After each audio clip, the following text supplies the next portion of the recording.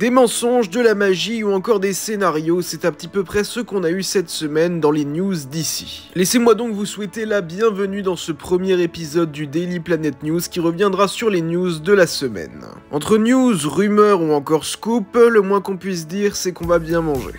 Faux casting. Deux acteurs auraient été castés dans des films d'ici et ça a été rapidement débunké par James Gunn.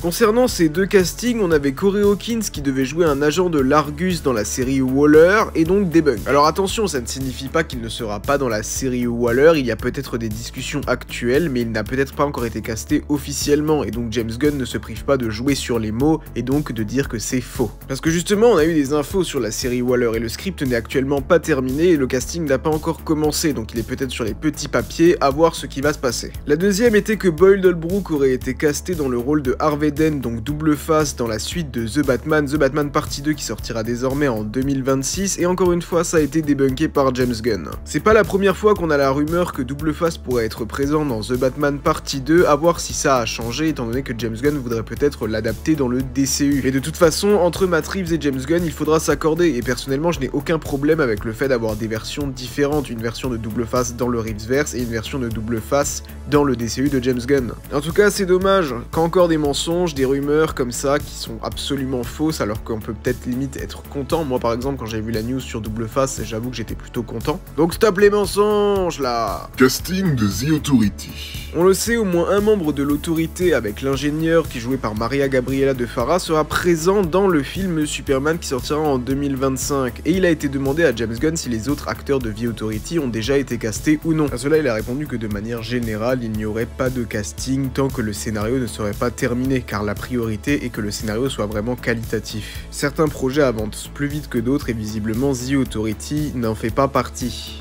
Mais bon, personnellement, The Authority est peut-être le film du DCU qui me hype actuellement le moins parmi ce qui a été annoncé dans la palette de James Gunn. Les scénarios. James Gunn a révélé que Superman, Peacemaker saison 2, Créature Commando ou encore Supergirl, Woman of Tomorrow ne sont pas les seuls projets qui ont été annoncés et qui ont un scénario terminé.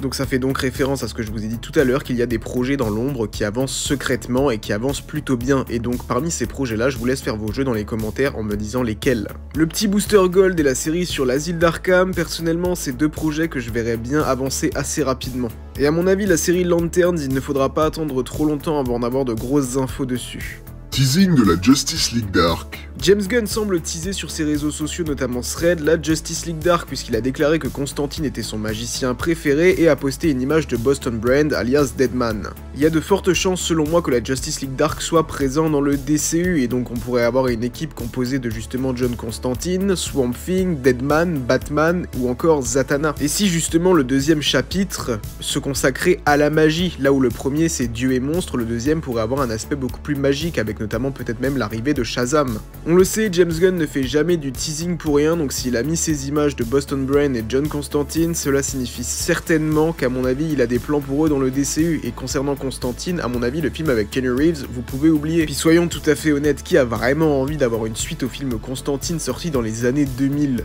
Surtout que c'était un Constantine qui n'était absolument pas accurate, je préfère largement la version personnellement de Matt Ryan. En tout cas, je suis très curieux d'avoir votre avis dans les commentaires concernant les petites news d'ici de la semaine. Bon, c'est vrai qu'elles ne sont pas très nombreuses, mais elles sont assez croustillantes. Si cette vidéo vous a plu, vous pouvez activer la cloche pour ne manquer aucune des prochaines sorties à venir sur la chaîne. Vous pouvez également laisser un pouce et vous abonner ici pour toujours plus de DC. Still wearing my old navy, baby blue jeans, driving that